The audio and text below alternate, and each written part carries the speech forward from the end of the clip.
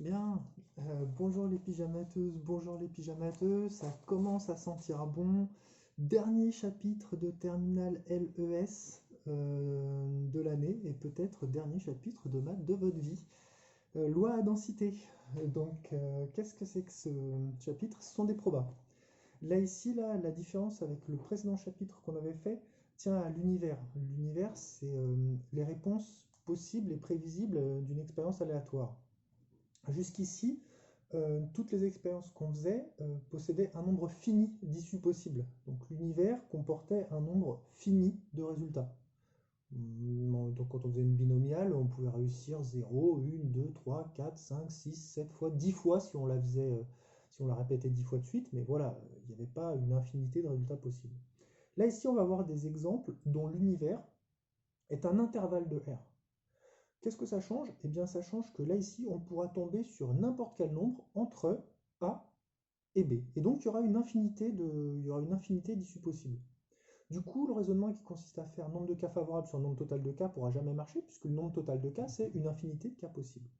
Comment est-ce que ça marche? Eh bien, en fait, tout va être basé sur des calculs d'intégrale, et donc des calculs d'air. Pour ça, on a besoin d'une fonction, et cette fonction va s'appeler la densité. Comment est-ce que ça marche?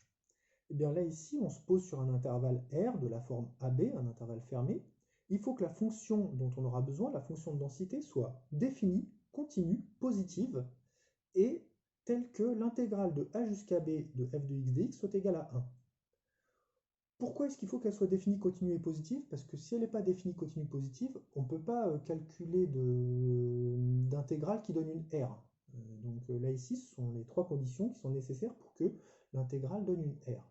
Pourquoi est-ce que l'intégrale de a à b de f de x dx doit être égale à 1? Parce qu'en fait, sur notre intervalle AB, là, ici, là, sur notre univers, l'intégrale va permettre de calculer la probabilité de tomber dans une zone. Et donc, si votre intervalle AB, c'est l'univers, eh bien la probabilité de tomber entre A et B, ça doit être 100%. Il faut donc que la probabilité de tomber entre A et B soit égale à 1. La probabilité de oméga, ça fait toujours 1. Et du coup, là, ici, là, il faut que quand on calcule l'intégrale, qui permettra de calculer la probabilité, il faut que l'intégrale entre A et B soit égale à 1. Du coup, là, ici, là, comment est-ce que ça marche? Eh bien, on dit que pour tout intervalle CD inclus dans l'intervalle AB, la probabilité de l'intervalle CD, c'est-à-dire en fait la probabilité que votre résultat tombe entre C et D, le résultat, on note grand X, hein, c'est la variable aléatoire. Donc la probabilité que grand X soit compris entre C et D, la probabilité que grand X appartienne à l'intervalle CD, c'est intégrale depuis C jusqu'à D de f de x dx.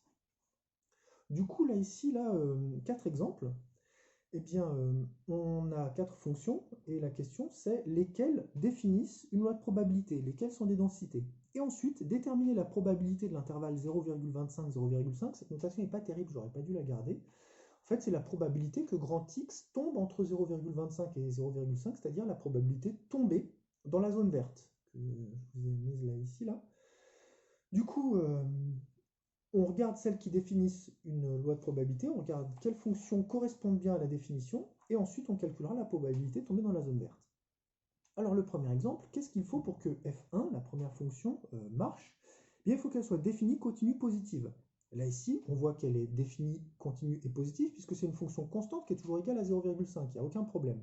Donc elle est bien définie, continue, positive, on va pouvoir calculer l'intégrale.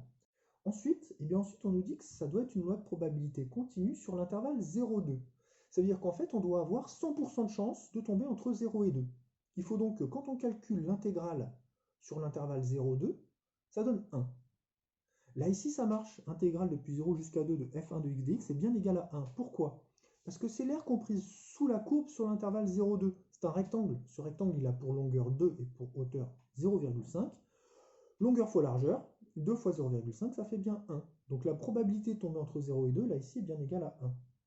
Maintenant, si on veut calculer la probabilité de tomber dans la zone verte, il faut calculer la probabilité de tomber entre 0,25 et 0,5, c'est-à-dire là ici, l'intégrale depuis 0,25 jusqu'à 0,5 de f de x dx.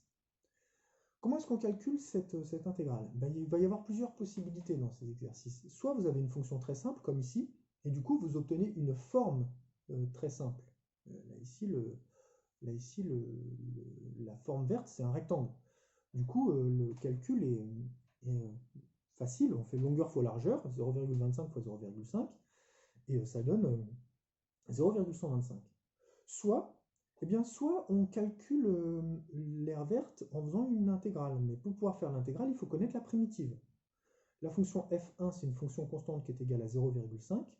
La fonction grand F1, du coup, c'est 0,5x. Oui, la dérivée de 0,5x, c'est 0,5. Donc là, ici, la primitive, c'est 0,5x. Du coup, si je veux calculer l'intégrale entre 0,25 et 0,5, il faut faire grand F de B moins grand F de A, plutôt ici grand F de D moins grand F de C. Et donc ici, ça va faire grand F de 0,5 moins grand F de 0,25. On fait les calculs et ça redonne 0,125. Ça veut dire que là, ici, là, pour ma loi de probabilité, la proba choisir un nombre au hasard entre 0 et 2 et de tomber entre 0,25 et 0,5, eh bien cette probabilité est égale à 12,5%. Elle est égale à 0,125. Chaque fonction va du coup définir là ici une probabilité différente. La fonction B, on voit qu'elle n'est pas constante. Elle est définie, continue, positive, ça marche. Il faut que l'aire comprise sous la courbe au total soit égale à 1, puisque la probabilité de tomber entre 0 et 2 doit être égale à 1. Là, ici, là, cette aire totale, eh bien, c'est l'aire d'un triangle. Du coup, je vais faire l'aire d'un triangle, base fois hauteur divisé par 2. La base, c'est 2. La hauteur, c'est 1. Base fois hauteur divisé par 2, ça fait 1. C'est bien une densité. C'est bon, j'ai bien défini une loi de probabilité continue. Comment est-ce que ça marche ici? Eh bien, dès que vous choisissez une zone, par exemple l'intervalle 0,25-0,5, la probabilité de tomber dans cette zone est égale à l'aire comprise sous la courbe dans cette zone. On voit que là, ici, la fonction n'est pas constante, elle monte et elle descend. Donc en fait, pour un intervalle d'une longueur donnée, il y aura plus de chances de tomber là où l'aire est la plus grande. Autrement dit, plus la courbe est haute, plus l'aire prise sur un intervalle donné sera grande, et donc plus la probabilité sera élevée. Là, ici, la probabilité de tomber entre 0,25 et 0,5, c'est un trapèze. Je peux faire soit la formule de l'aire d'un trapèze, grande base plus petite base fois hauteur divisé par 2, soit j'utilise l'intégrale. Mais il me faut la fonction. La fonction, là, ici, c'est une fonction affine. Là. Elle passe par 0 et elle passe par 1, 1. Elle est croissante. Comme elle passe par 0, son ordonnée à l'origine, c'est 0. Et comme à chaque fois que j'avance d'un, elle monte de 1, le coefficient directeur, c'est 1. Donc en fait, la fonction f2, là, ici, c'est 1x plus 0. Coefficient directeur 1, ordonnée à l'origine 1. Du coup, si je veux calculer l'intégrale, il faut que je trouve la primitive. Et la primitive de 1x, c'est 1 demi de x au carré.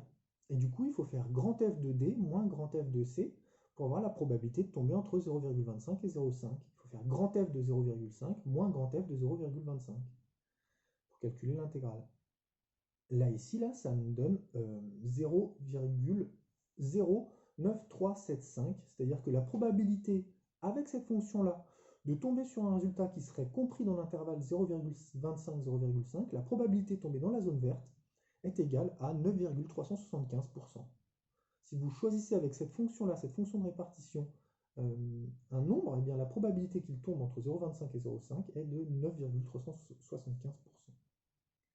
La courbe 3, maintenant, l'exemple C, ma fonction est définie continue positive, aucun problème sur l'intervalle 0,2, et il faut que la probabilité de tomber entre 0 et 2 soit égale à 1. La probabilité se calcule en déterminant l'aire comprise sous la courbe. Du coup, là, ici, là, il faut que je calcule l'aire de mon trapèze. Petite base fois plus grande base, pardon, fois hauteur divisé par 2. La grande base vaut 1, la petite base vaut 0,5 et la hauteur, c'est 2. Là, ici, ça fait 1 plus 0,5 fois 2 divisé par 2, ça fait 1,5. Je trouve en fait que la probabilité de tomber entre 0 et 2 est égale à 150%. Ça n'est pas possible. Une probabilité, c'est toujours compris entre 0 et 1. Donc là, ici, c'est une fonction qui n'est pas une fonction de densité. Elle ne définit pas une loi de probabilité continue sur l'intervalle 0,2. Ça ne marche pas. L'aire est trop grande. En fait, on voit que une unité d'air fait 4 carreaux là ici, et en tout, cette aire-là, si je compte, elle est comprise entre 4 carreaux et 8 carreaux. Elle est plus grande que 4 carreaux, donc elle est plus grande que 1. Du coup, là, ici, là, ça ne pouvait pas donner une fonction de densité. La dernière, la petite d, quand on regarde l'aire comprise sous la courbe, eh bien en fait, à gauche, il y a entre 0 et 1, il y a un rectangle qui fait 1 carreau de long, mais 1 demi-carreau de haut, donc ça fait longueur fois largeur 0,5. Et ensuite, il y a un autre rectangle entre 1 et 2 qui fait 1 carreau de long, mais 1,5 carreau de haut. Donc, qui fait 1 de long et 1,5 de haut, pardon. Et donc là, ici, là, ce deuxième rectangle, il fait 1,5. 1 fois 1,5, 1,5 d'air. Du coup, l'aire totale comprise sous la courbe entre 0 et 2, elle vaut bien 1. L'aire totale sous la courbe vaut bien 1. Mais cette fonction, elle est définie, elle est positive, mais elle n'est pas continue. Du coup, là, ici, bien que l'aire soit égale à 1, et bien que la fonction soit définie et continue, définie positive, pardon, comme la fonction n'est pas continue, ça ne définit pas une probabilité. Du coup, là, ici, là, à chaque fois, pour calculer l'aire comprise, pour calculer pardon, la probabilité de tomber dans un intervalle, il faut calculer l'aire comprise sous une courbe. Là, ici, là, on a des fonctions qui nous donneront des exemples particuliers. On verra ça la semaine prochaine. Mais l'idée que je veux que vous reteniez ici, c'est que pour ces nouvelles probabilités, vous avez une fonction et la probabilité de tomber sur un intervalle précis, c'est l'aire comprise sous la courbe de cette fonction sur cet intervalle. Voilà, j'essaye de faire le montage vite pour vous donner ça cet après-midi, de manière à ce que vous puissiez regarder ça et me poser des questions éventuellement demain. Et voilà, je vous souhaite bon courage à toutes et à tous. À bientôt!